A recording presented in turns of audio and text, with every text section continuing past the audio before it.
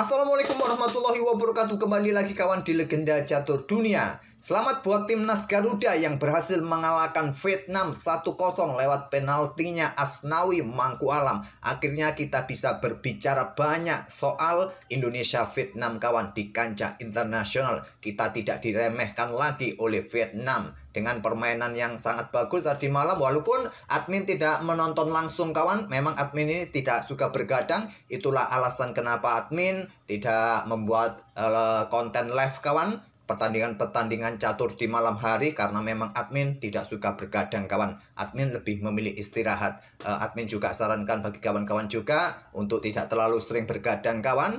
Tapi kita tidak ulas permainan Garuda untuk video kali ini. Tetap kita akan melanjutkan Tata Steel Chess 2024 kawan. Walaupun di pertandingan berikutnya bagi timnas Garuda ini juga tidak mudah untuk menghadapi Jepang. Tapi kita doakan saja yang terbaik agar para pemain kita bisa menghadapi Jepang kawan. Oke, kita lanjut ke Tata Steel Chess 2024 kawan, babak ke-6. Dimana di babak ke-6 kawan, ya di kelas master ada sedikit kejutan juga. Pada game ke-6 kawan, dimana Alireza Firoza mulai comeback lagi kawan. Berhadapan dengan Wei Yi, berhasil memetik kemenangan saat pegang putih. Dan di sini juga ada Domara Cukukas yang mulai comeback lagi memetik kemenangan atas Jordan Van Foreest. Sementara ini kawan, sampai babak ke-6 ini pimpinan klasmen masih dipimpin oleh Anish Giri dengan perolehan 4,5 poin. Dan Alireza mulai menyusul kembali, selisihnya setengah poin sekarang kawan. Banyak sekali di kolom komentar ini yang merequest permainannya di kategori challenges dari pemain wanita kawan. Yaitu siapa namanya? Tadi lupa saya namanya kawan. Ini Elin Roberts ini kawan, yang kemarin juga sempat mengalahkan Hans Niemann. Dan tadi malam juga kembali memetik kemenangan. Oh ya, kemarin video Hans Niemann itu adalah game keempat kawan. Nah, game kelimanya ini dikalahkan oleh Elin Roberts ini kawan. Yang katanya ada beberapa yang menyebutkan Elin Roberts ini seperti Beth Harmon asal Belanda. Oke, untuk game yang akan kita ulas ini tentu saja coba kita akan lihat permainannya Alireza Firoza kawan. Ini adalah diagram terakhirnya. Kita ulangi lagi mulai langkah pertama, di mana Alireza pegang putih mengawali dengan pion D4, ada kuda F6 pion C4, pion E6 kemudian ada kuda F3 dan pion D5 Queen's Gambit decline atau gambit menteri ditolak di sini. Kuda C3, variasi 3 kuda, ada pion C5, berubah ke permainan taras kawan. Nah, biasanya di posisi ini, yang langkah yang paling banyak diambil langsung pion C pukul pion D5, diambil balik oleh kuda, berlanjut dengan pion E4, kuda pukul kuda, ambil balik oleh pion, baku hantam sekali lagi, kemudian gajah gelap ini keluar kawan, blokade oleh gajah, baku hantam sekali lagi, menteri ambil balik, hitam rokade, gajah C4. Itulah jalur umumnya seperti itu, bisa jadi bahan referensi. Sekali lagi bagi kawan-kawan yang belum tahu atau baru mampir ke channel kami dan belum tahu ciri khas channel kami, memang kami ini sering menyebutkan variasi-variasi di awal-awal game kawan.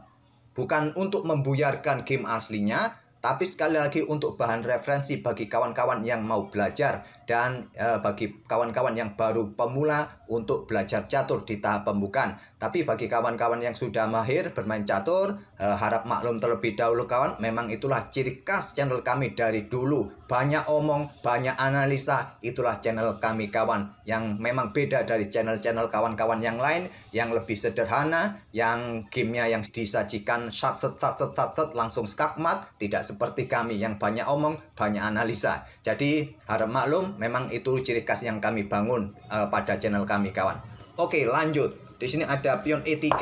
Nah, pion D pukul pion C4, ambil balik oleh gajah, kemudian pion A6. Nah, dengan diagram seperti ini, tadi diawali dengan permainan Queen's Gambit decline kawan. Di sini tadi variasi 3 kuda, berlanjut beberapa langkah berikutnya. Nah, kita berubah ke permainan Queen's Gambit accepted sekarang. Berubah ke diagram permainan Queen's Gambit diterima kawan. Karena ada pion A6 di sini, classical defense, kemudian gajah D3, yang paling banyak di posisi ini pion A4 kawan untuk menghentikan laju potensi pion menteri hitam di petak B5 nanti, ataupun juga rokade, tapi memilih gajah tarik mundur ke petak D3. Hitam melanjutkan pengembangan kuda B ke D7. Nah, di sini beberapa pilihan di game-game terdahulu yang paling banyak amankan raja rokade. Tapi Menteri E2 dipilih oleh Alireza Firosa dan di langkah ke-8 ini kita sudah menemui langkah baru kawan. Tapi nanti beberapa langkah berikutnya ada diagram yang sama yang pernah tercapai sebelumnya pada game-game yang lalu.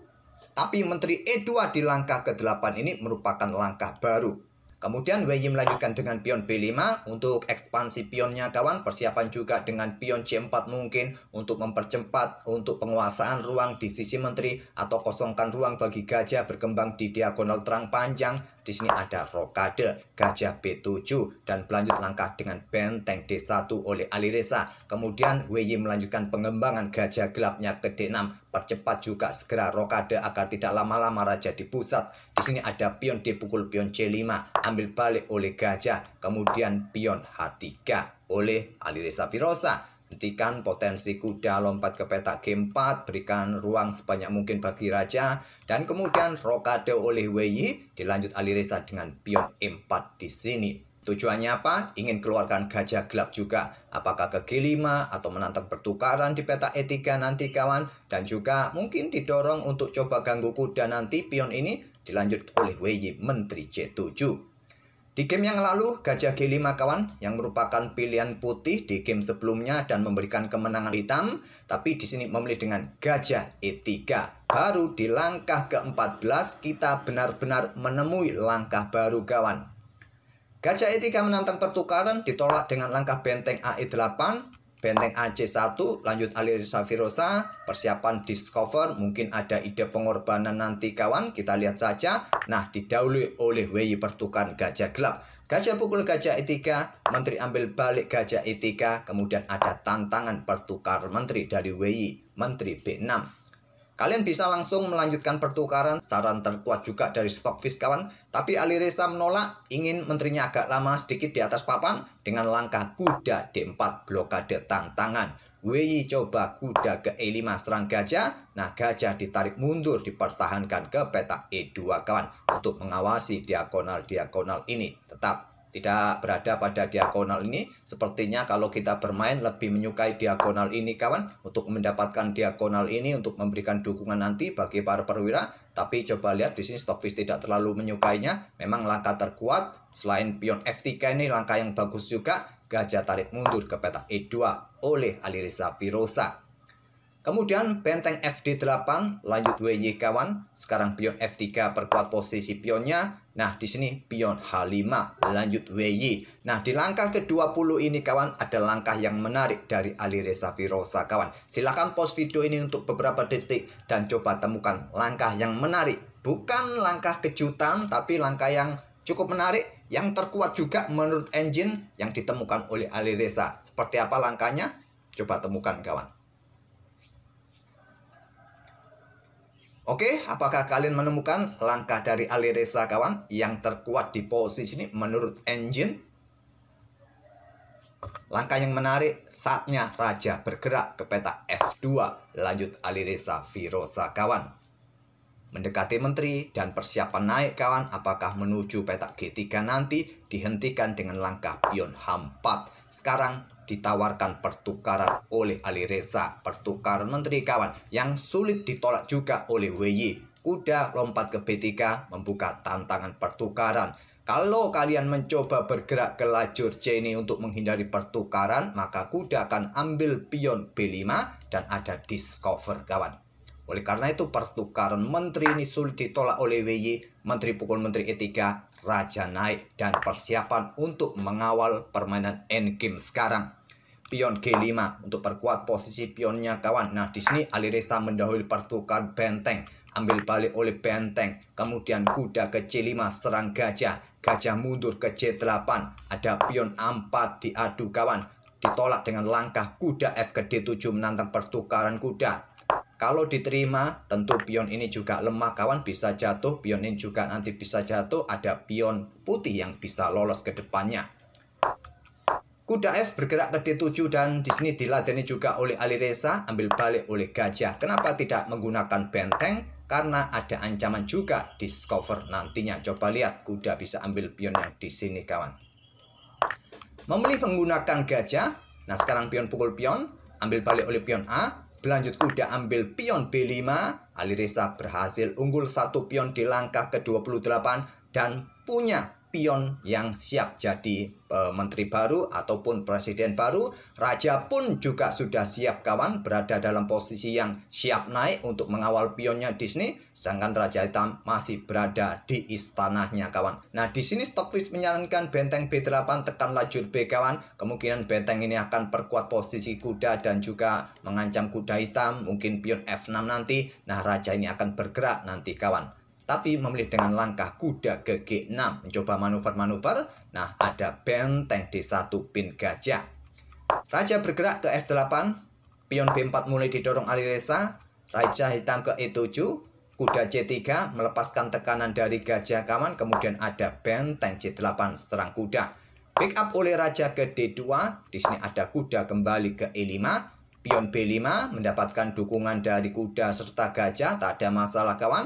Nah, di sini Wei melangkah Raja ke D6, langkah kesalahan.